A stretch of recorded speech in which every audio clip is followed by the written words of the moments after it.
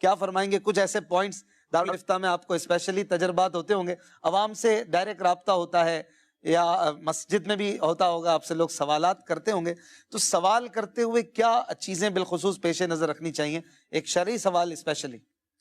بسم اللہ الرحمن الرحیم۔ دیکھیں علماء نے مستقل اس پر کتابیں لکھی ہیں، آداب المفتی والمستفتی کے نام سے۔ یعنی مفتی کا مطلب جو مسئلہ بتانے والا ہے، فتویٰ دینے والا ہے، اور مستفتی کا مطلب جو فتویٰ طلب کرنے والا، سوال پوچھنے والا ہے۔ تو اس کے بہت سارے آداب لکھے گئے ہیں۔ اول تو جب سوال کرے تو سامنے والے کی کیفیت کو دیکھیں۔ بعض اوقات اس کی کیفیت جو ہے وہ ظاہر ہوتی ہے کہ یہ عجلت کے اندر ہے، جلدی کے اندر ہے۔ اب جیسے مثال کے طور پر آپ دیکھ رہے ہیں کہ وہ نماز پڑھ کے فارغ ہوا اور اس کو جلدی ہے کہ وہ لوگوں سے ہاتھ بھی جلدی ملا رہا ہے اور آگے جانے کی کر رہا ہے، اور اس میں کوئی اس سے چپک جاتا ہے اور اس سے مسئلہ پوچھنے لگ جاتا ہے، تو بعض اوقات جو ہے وہ جو بتانے والا ہے وہ پریشانی کے اندر مبتلا ہو جاتا ہے۔ اب اس کے اپنے آداب ہیں جواب دینے والے کے کہ اس کو کیا کرنا چاہیے، لیکن یہاں پہ چونکہ آپ نے سوال کرنے والے کے حوالے سے پوچھا تو اس کو یہ دیکھنا چاہیے کہ اس کی کیفیت کیسی ہے، اس کی حالت کیسی ہے۔ اس کو پتہ چلا ہے کہ بھائی اس کے گھر کے اندر کوئی ایمرجنسی ہو گئی ہے یا کوئی فوتگی ہو گئی ہے، اب اس موقع پر اس سے سوال نہ کریں کہ ظاہر ہے کہ وہ کیسے آپ کو جواب دے گا، آپ اس موقع پہ اس سے سوال کر رہے ہیں۔ وقت کو دیکھیں کہ کس وقت آپ اس کو سوال کر رہے ہیں۔ جیسے ہمارے زمانے کے اندر موبائل عام ہے، تو جس کا جب جی چاہے وہ فون کر لے، تو ایسا نہیں ہونا چاہیے۔ ظاہر ہے کہ سامنے والے کے وقت کا بھی آپ کو خیال رکھنا ہے، دھیان رکھنا ہے کہ اس وقت کس وقت اس کو آپ نے فون کرنا ہے، ٹھیک ہے۔ اسی طرح جب آپ سوال کریں تو آپ کو جواب چاہیے، جواب آپ لیں۔ بعض اوقات لوگ اس کی ان کو حاجت نہیں ہوتی کہ کیوں اور کیسے، دلیل کیا ہے۔ یعنی بعض اوقات مسئلہ پیچیدہ ہوتا ہے، اس کی دلیل بیان کرنا مفتی پر لازم نہیں ہوتا۔ مثال کے طور پر 3 طلاق کا کوئی مسئلہ آ گیا، اب وہ کہہ رہا ہے کہ بھئی اس پہ دلائل کیا ہیں، یعنی مفتی نے کہا کہ ہو گئی، وہ کہتے ہیں کیسے ہو گئی۔ یا مثال کے طور پر کاروبار کا مسئلہ لے لیں، کوئی شراکت کا پیچیدہ مسئلہ آ گیا، شرکت کا، کہ جو سامنے والے کو سمجھ نہیں پڑے گا کہ اس کی علتوں کو بیان کیا جائے۔ ڈاکٹر سے جا کے یہ تھوڑی پوچھتے ہیں کہ بھئی یہ والی دوائی آپ نے کیوں لکھی ہے، صحیح بات، فارمولہ کیوں آپ نے یہ والا دیا ہے، تو ڈاکٹر تھوڑی اس کو بتائے گا کہ بھئی اس فارمولے کے اندر یہ چیزیں موجود ہیں، اس کی وجہ سے پھر آپ کا علاج ہوگا۔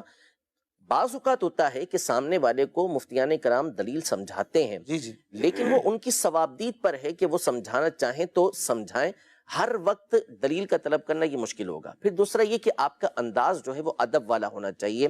بعض اوقات جو سوال کرنے والے ہوتے ہیں وہ انتہائی سختی کے ساتھ سوال کر رہے ہوتے ہیں، تو یہ طریقہ کار بھی درست نہیں ہے، یعنی بد تہذیبی والا ان کا انداز ہوتا ہے۔ پھر سوال کرنے سے پہلے جب بھی کسی سے مسئلہ پوچھنا ہو تو اس سے یہ سوال کرنا پہلے چاہیے کہ کیا میں مسئلہ پوچھ سکتا ہوں؟ اچھا ٹھیک ہے۔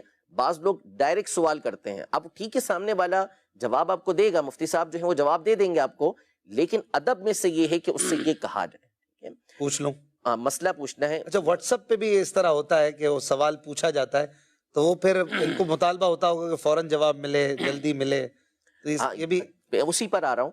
دوسرا یہ کہ سوال وہ کریں کہ جس کی آپ کو ضرورت ہے، بلا ضرورت اور ایسے سوال کہ جس کا نہ دنیا میں فائدہ نہ آخرت میں فائدہ۔ اصحاب کہف کے کتے کا رنگ کون سا تھا؟ سب سے پہلے مچھلی کس نے کھائی؟ ٹھیک ہے، تو جی تو یہ جو غلطات ہیں نا، یہ اس سے نبی پاک صلی اللہ علیہ وسلم نے منع فرمایا، نہا ان نفل السوال۔ حضور پاک صلی اللہ علیہ وسلم نے اس طرح کی فرضی سوالات کرنے سے منع فرمایا ہے کہ ایسے سوال نہ کیے جائیں۔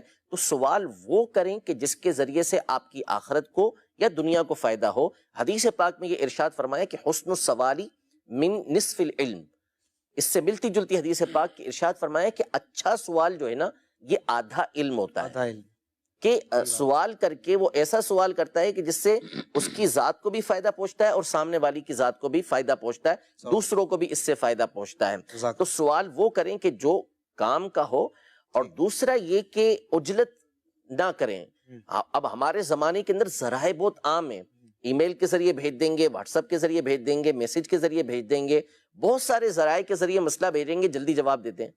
بھائی اگر کوئی مصروف شخصیت ہے تو وہ اتنے واٹس ایپ پڑھے کیسے، اتنے واٹس ایپ سنے کیسے؟ نہیں، بعض اوقات جب ہم موبائل کھولتے ہیں تو گروپوں میں ہم اتنے زیادہ نہیں ہیں، چند مخصوص گروپ ہیں ہمارے جس کے اندر ہمارا نمبر ہوتا ہے، کھولو تو پتہ چلتا ہے 200 250 300۔ اچھا پھر اس کے بعد بعض لوگ جو ہوتے ہیں وہ سخت رویہ اپناتے ہیں، کہ آپ نے جواب نہیں دیا، آپ نے جواب نہیں دیا. جو جانتے نہیں ہیں بعض اوقات وہ اس طرح کرتے ہیں، کیونکہ ہر ایک کو ہمارا اسلامی بھائی نمبر تو دے ہی دیتے ہیں کہ ان سے مسئلہ پوچھ لیں. اچھا، وہ نمبر عام ہو جاتا ہے اور پھر سوال کرنے والا سوال بھیج دیتا ہے. اب بھائی اتنے سوالات کے جوابات دینا بعض اوقات ممکن نہیں رہتا. تو آپ کو اگر جواب نہیں ملا تو آپ دارالافتاء سے رابطہ کریں، آپ کسی اور ذریعے سے مفتیان اہل سنت جو ہیں ان سے رابطہ کریں تو آپ کو جواب مل جائے گا. تو ان چیزوں کا لحاظ رکھا کریں. یہ میں نے آپ کو مستفتی کے آداب بتائے ہیں، سوال کرنے والے کے آداب بتائے ہیں. تو ورنہ بہرحال جو جواب دینے والے ہیں ان کے اپنے آداب ہیں کہ ان کو کیا کرنا چاہیے.